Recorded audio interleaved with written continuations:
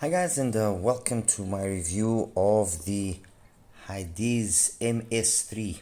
This is the latest release from Hidizs, following the MS5, which was launched a couple of months ago, and well, met with different levels of enthusiasm and liking. Let's put it that way. This is the younger brother, a 1+2. The basic philosophy between the two of them has been maintained in terms of there's adjustable tuning nozzles, there's a very complete accessories package which I'll show to you, but the sound signature has changed significantly, to say the least. Anyway, this is the box. Inside the box, once you open it up, I'll just, if it would open up, okay, you open it up, and inside the IEMs, as you can see, and underneath that then come several trays with all the different accessories that are part of this. Okay, one of the trays that we get is this tray or sub box, this box here, which has got some of the literature inside and brings the carrying case, which, I mean, it's a pity that they didn't actually make a proper hard shell carrying case. You know, it's a pity, but look, it is what it is. This is priced at around $110, give or take. So I guess some corners had to be cut. So you get that, okay? And you also get then the tray with all the different tips. They've got these vocal ones here. They have the bass and they have the balanced, and as well the tuning nozzles. You have these silver ones, which will emphasize a little bit more the mids and upper mids. You have the ones which were here, which are the red ones, which emphasize the bass and also change radically how the initial pinna gain is done. So instead of you having a pinna gain which quickly rises and peaks at about 2K, this changes that peak, let's put it that way, and makes it a more progressive pinna gain up to about close to 4K, let's put it, and then kind of stabilizes it, and then with a couple of related peak and extension past that. So that's that one. And then the gold nozzles, which are these ones here, which are basically let's say the in-between the two of them. So it doesn't emphasize as much as the silver, doesn't mess on the base, and doesn't cut as well that area there of 2-3Ks as significantly. So that's basically then the tips and accessories. I tried the tips, I measured it up with the tips, ended up using my trusty KB Euro 7s, which in essence give me a performance kind of in between these two, kind of between the balanced and the bass. The only reason why I didn't use the balance or bass in this particular case was because the tips outer layer is a little bit softer than on the KB ear, and it has a tendency of crumbling quite quickly, as you can see there by the small ones here. You see, that happens very easily without you even having to try too hard. Anyway, as I said, those are the tips. We've seen the carrying case. The IEMs themselves are very reminiscent of the MS5s. They got a kind of the same vibe of design and going on. The cable, again, the same cable. Again, the issue that I found with this cable, although not as bad as on the MS5, is this curve here is a little bit too pronounced. So what I will end up doing is removing actually this last section here of like the sleeving that it's got, which will then make the cable much more malleable. The terminations are fine. It's only a 3.5 mil termination, but it's fine. The cable itself measured up actually quite nicely, and that's why I left it and I didn't even change the cable. Why bother? Fit is good. You have to play around a little bit with the tips to find the right one, but fit is good for the most part, not a problem. Isolates well. So in terms of the hardware side of things, I didn't find any issues, honestly. It's a, you know, very nice IEM, well built, really nothing that can be let's say faulted in the physical aspect. So what do I have here? Well, the majority of them are priced at about the same value as the MS3, with the exception of one, which is the Yume 2. And the reason why I put here the Yume 2 is not because it has a sound which is similar to any of these. These four basically have a very similar sound signature. Well, these four here, this fifth one, which is the GS Audio, and the Yuma, are the ones that have a different sound signature. But the majority of the IMs here, I have a very similar sound signature, a very similar the philosophy in terms of the sound that we're trying to obtain. But the Yuma, I've got it here because for me at least it is probably with the seven acoustics Stargaze, the two best hybrids of 1+2 format that you can get. I thought it made sense to put it here so that we could compare the MS3 to the Yume, not so much as to ascertain which is better, because their design in terms of sound, their philosophy in terms of sound is completely different, but for you to understand where they stand with each other. As always, Cayenne RO7, well, as always, lately, Cayenne RO7, M15 from Q-Style, NX7 is my main source, and I also used my RA2 FE with the Prime DAC from Venture Electronics. Those were the two sources that I mainly used. I ended up using a little bit this one because of the fact that I was a little bit more on the go, and it was just easier to carry this as opposed to the 3 units which make up the Venture Electronics. Okay, so what do I have then here? I've got the BGVP THI-Fi red face of 1+2, priced at more or less $115, $120. It was initially more expensive, but the price has come down. It is, in my opinion, a very interesting sounding 1+2. Kind of went very much under the radar. Didn't get the love that it deserved, mainly because the initial price was just out of context. Well, the Yume 2 we already know. This you can get anywhere between $170 to $190 depending on the vendor.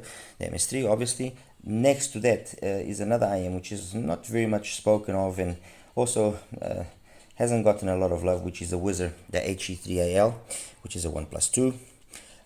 You can get this on AliExpress for just over $100, so it made perfect sense to have it here. They've also got other packages which include a better cable and tips. Those go up in price, but as it is here, it's basically the same price. Next to that, the Tinker TK300, another 1+2, around $110, $115. Very nice 9.7mm dynamic driver in here, actually, worth mentioning that. And then finally on this far right corner here, the GS Audio GD3C, which is part of the GD3A, the 3B, the 3C, the 3D, that series, which the A and the C are the ones that have the most open sound. The B and the D are the ones which are a little bit more closed down, not as detailed up top. So you could say perhaps warmer sounding, darker sounding, So what is the sound here? It is a V-shaped sound, okay, with the gold nozzles, which are over here. And I went back and forth between the gold and the red, With the gold nozzles, it's got a nice, healthy bass. It's very clean, very impactful, okay. The mids and the up mids and the highs are placed on an emphasis,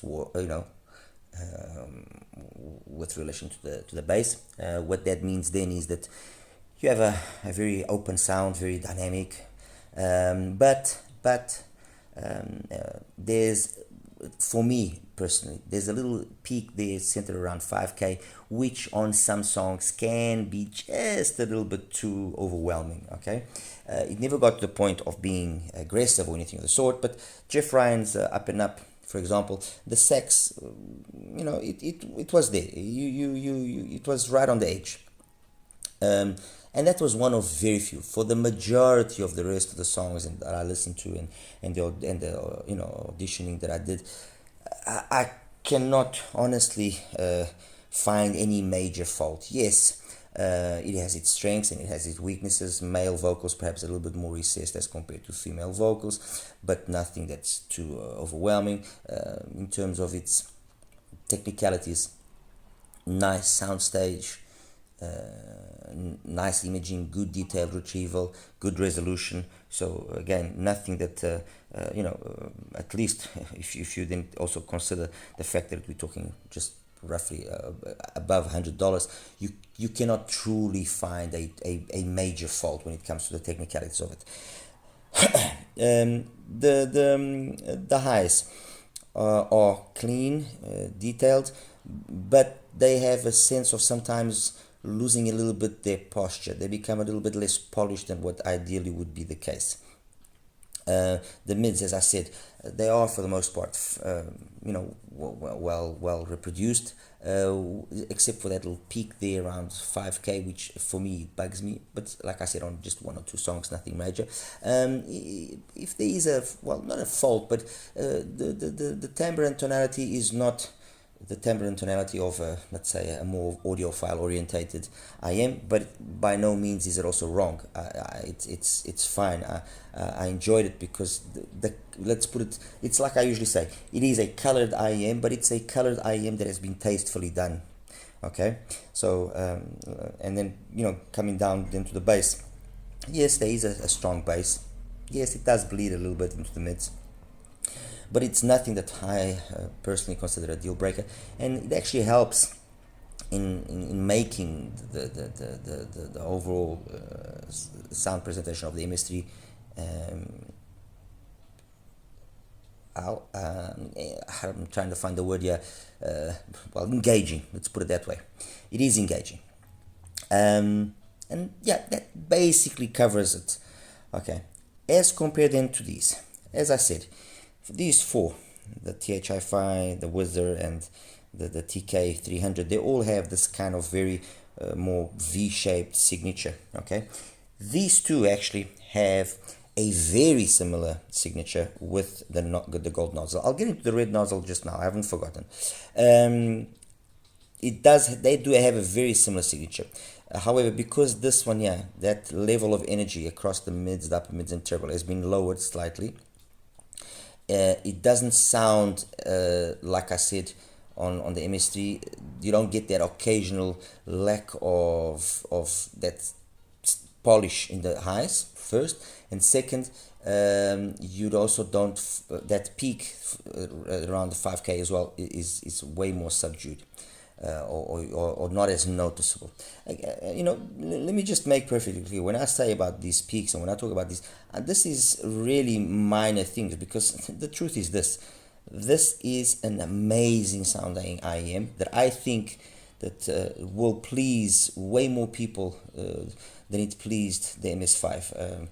Personally, I am team MS5. I love the MS5, especially with the bass nozzle, the red nozzle as well, filter, and with the bass tips. It is phenomenal. That I am phenomenal. I think it's.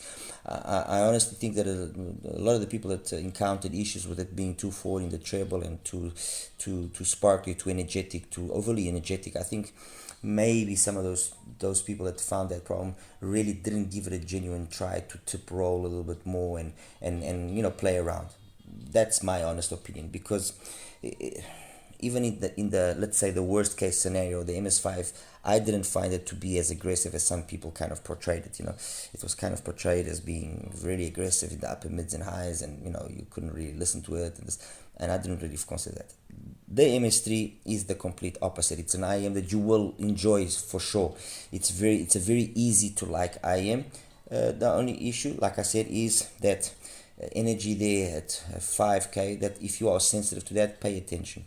Okay, but again, it will make itself known way before it becomes an issue, so you can control the volume and that's it.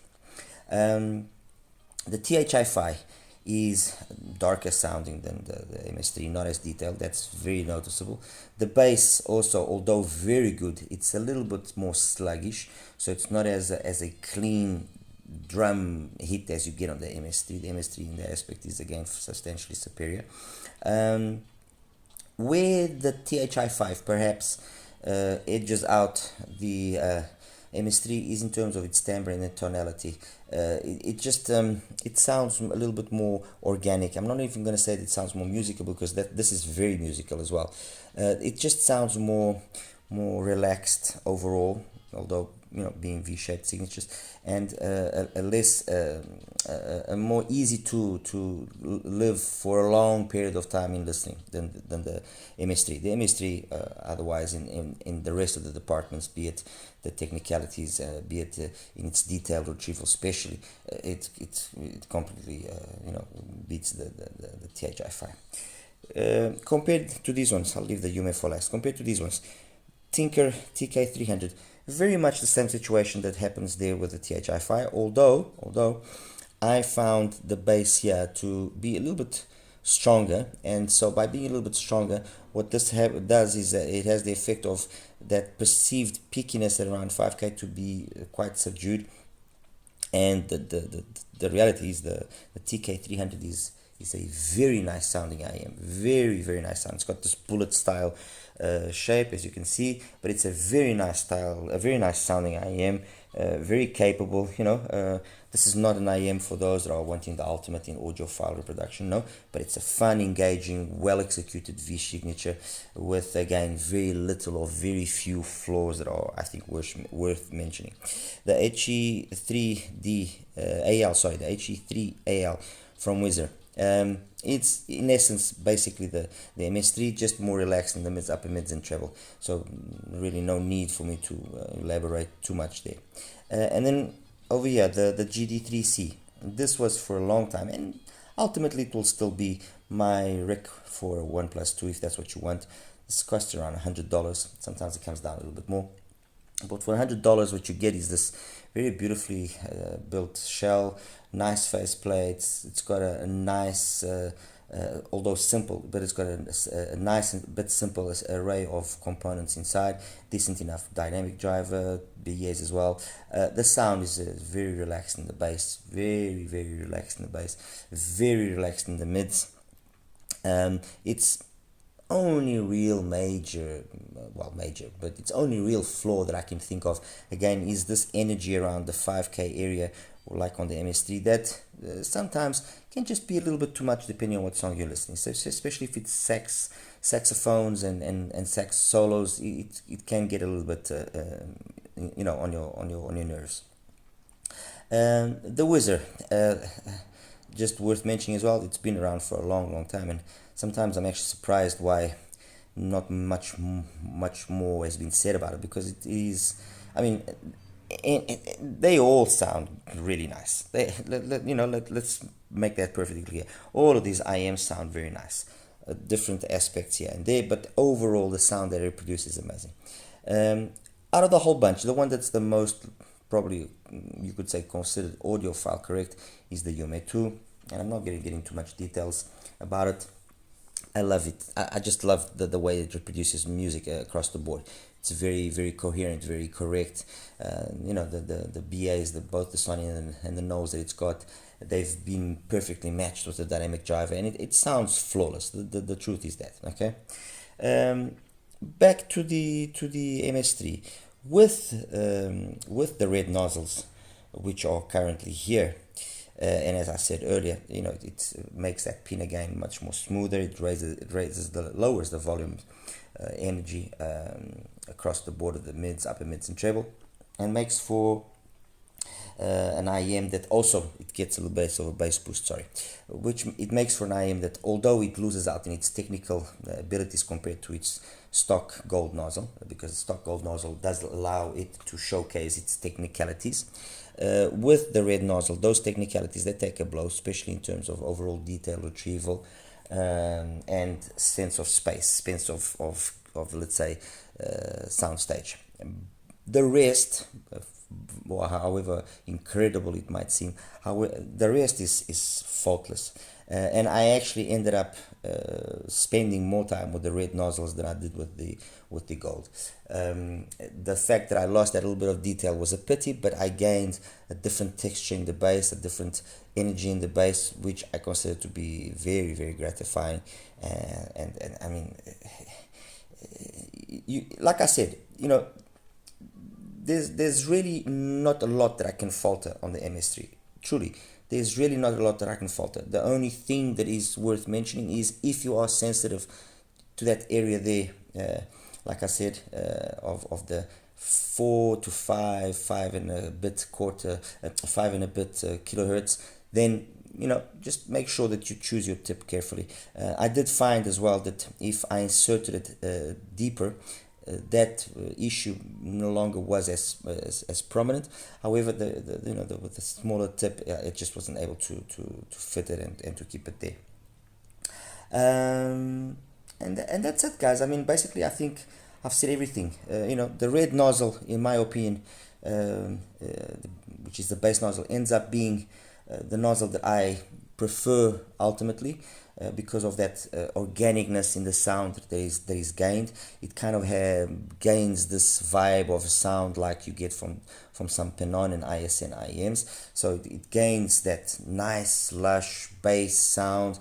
It loses a little bit in the technicalities, fine, but what it gains in musicality and in that organic aspect of playing back music is more than compensatory for the loss of some detailed retrieval that you have and some openness in the sound, and that's just the way that I prefer it, is with the red nozzle.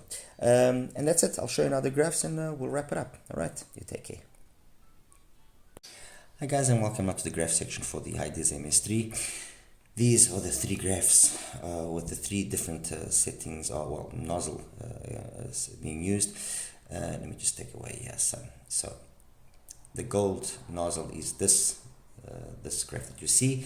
Yes, it does have some bleed into the mids, and yes, that does overemphasize male vocals, but honestly, it's like I said earlier, this is a V-shaped signature. It's a colored signature, but it's been well executed. The bass is very nice. It's a very nice, full, thick, impactful bass. It's perfect. The mids are, for the most part, as well, nothing to be said about them. Instruments, everything, it's fine. It's just this area here between 4 and 5, which I am particularly sensitive to, that sometimes can get me on songs like Jeff Ryan's Up and Up. So when it's a song that involves some brass instruments or anything that's wind related, so trumpets, saxophones, trombones, it can get a little bit too much for me. Taking that out of the equation, it sounds fine. It's not an IM that was meant to be the ultimate audiophile reproduction or the ultimate monitor. It sounds absolutely fine. I also used a lot, the silver nozzle emphasizes a little bit more those peaks, maintains everything basically the same, and so it actually goes and showcases early on that let's call it that over energy that it has. So I didn't really use the silver nozzle. The red nozzle, which is the nozzle which also boosts the bass, besides then reformulating the way that the mids and upper mids and treble are done, it gives you a boost of about 2 dBs in the bass, and then it brings down this area between 1 and 3, making for a much more progressive pinna gain, peaking it closer to 4K. Gone is that peak between 4 and 5 as well, and this actually is the way I preferred listening more to the MS3. Is it the ultimate incorrectness? No, it's not. Is it fun and engaging? Yes, it is. Has it got great bass? Yes, it does. By virtue of its tuning, is it not as detailed as with the gold nozzle? Yes, it's not as detailed. It loses out a little bit of that resolution, of that detail. But this is about being musical, fun, organic, and that it has. I mean, this kind of, with this setup, it gives me very much the vibe that you get from some of Penon's and ISN's offerings, okay? So that's the three graphs. I'm going to leave just the graph with the gold nozzle just for the sake of comparisons here with other stuff that you will understand now. The first one that I'm going to be comparing it with is the where is it? There we go, yeah, 18 is the Wizard HE3AL, and as you can see, very similar graph. The biggest difference is that area there between 4 and 7K has been subdued, so not as in your face, and it's quite noticeable. But also, although it doesn't seem like it, okay, by looking at it, it loses a little bit out as well in terms of detailed retrieval and overall sparkles. All the twinklies and the sparkles are way more subdued. Nice because it's not as fatiguing, but it loses a lot of detailed retrieval. That's the thing that you will notice, okay? Next one is number 17. Let me see. Yes, this is the THI-Fi BGVP red face. Again, mids, upper mids, and treble, very nicely done. Very, very, very plateaued kind of. Not as much ultimate twinklies and sparklies as the MS3, no, but it's very relaxed, very smooth, very easy to listen. and not as overtly energetic, let's put it that way. Also, coupled to that, we have a quicker roll off of the bass. If one is more of a gliding, I would almost say this kind of a tuck. So by 300 hertz, which we need to, the low mids, it's already flat basically, so it doesn't bleed as much. However, that doesn't really translate into a dramatically more open sound or anything of the sort. No, still the MS3 does sound more open, more entertaining, more engaging. But nevertheless, the THI-Fi is a good IEM. Okay, so that's the THI-Fi gone. Next one that I'm going to show you now, where is it? No, not this, sorry, my apologies. Yes, the C Audio, the Yume. The C Audio Yume. I've actually centered this one at 500 hertz as opposed to 1. You can see there's a lot of similarities, in certain areas. I mean, the mids, the way the pinna gain is done, and then the way it plateaus itself across, and so on, very similar.